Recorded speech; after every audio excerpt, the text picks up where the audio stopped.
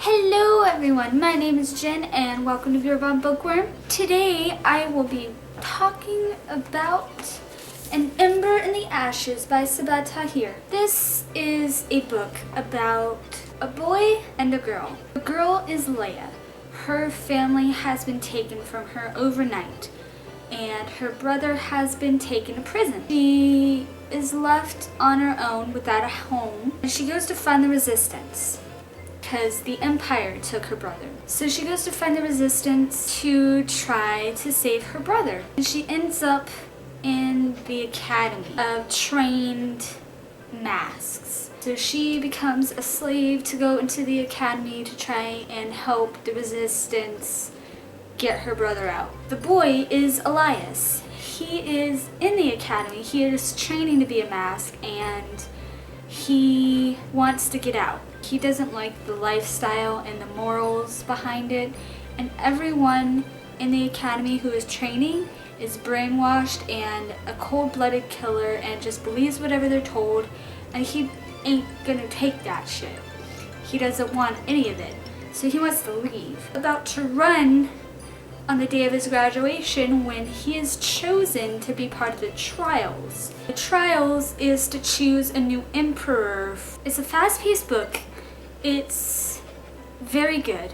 It is. It has some problems. I rated it a 4 out of 5 stars, but it's fast-paced and it has good characters. That's it for the non-spoiler section, so go away if you haven't read it. Go read it and then come back and we can talk about it.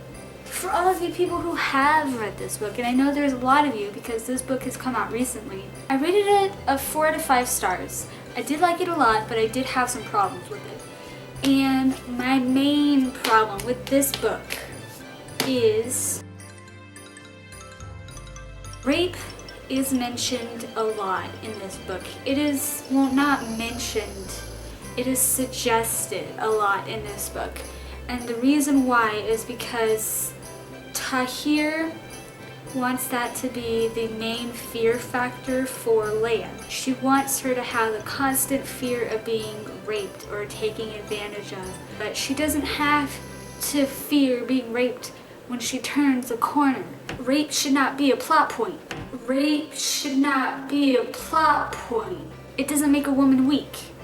It doesn't make her helpless. I don't know why people try to use rape to make the woman weak and make her seem like she can't do anything. It's not true. Girl with the dragon tattoo, for example, she really took vengeance on the guy and to make women think that if you raped, you're useless, or if you raped, you're helpless. You're not. You're still a woman with your own morals and sets and beliefs. Life goes on.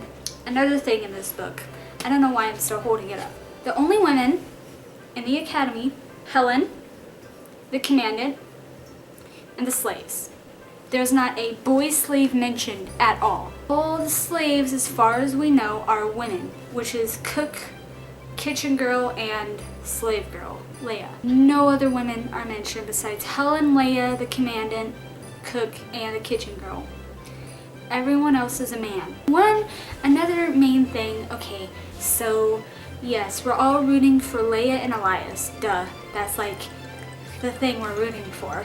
Why was there any romance at all with Keenan? I mean, yes, he has red hair. Okay, that makes him attractive, whatever. Why was that a thing? Why did he have to touch her face every time they talked? Why did she have to lose her breath every time he touched her face? That was pointless. He was a middleman, and he was a clueless middleman at that. Every time that happened, I skipped over it. I was like, I don't care. Nobody cares about Kanan. All the negative stuff aside, the things I loved about this book, the whole Elias and Helen thing was perfectly laid out. Their relationship was amazing. I thought they should have kissed.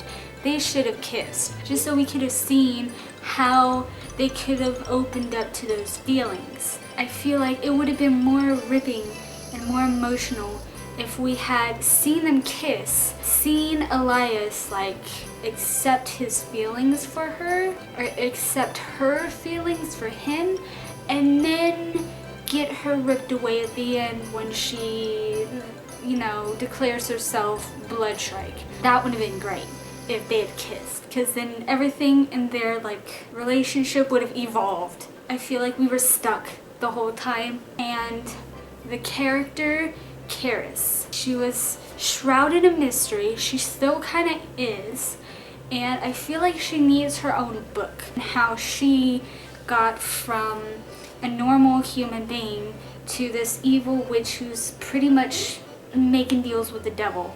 And I know at the end she gave a spiel about her life and how she decided to abandon Elias. I hope she doesn't make that making up for her own story, because she still needs her own book. Probably won't see her in the next book that much, but she needs her own chapter, her own storyline, something to explain her childhood and her mindset. The ending was good. I feel like it would have been a better ending if they had actually been outside the academy, because they were still in the academy right outside that door, like in a tunnel underneath the academy. But that didn't bother me too much, because you know they're gonna escape anyway. You know that they're gonna get out, because these two people are badass. Can't wait for the next book. I feel like there's gonna be 3, because everything's a trilogy these days, and second off, they're gonna go. The first book was getting out of the academy. The second book will be getting to the prison and breaking out her brother, and then the third book will be taking down the Empire, like the Hunger Game. I hope you guys enjoyed my review. Let me know your thoughts of this book, down below in the comments. If you agree with me, if you do not agree with me, what you thought about Karis and Helen and Leia and Elias. Thanks for watching and happy reading. Bye-bye.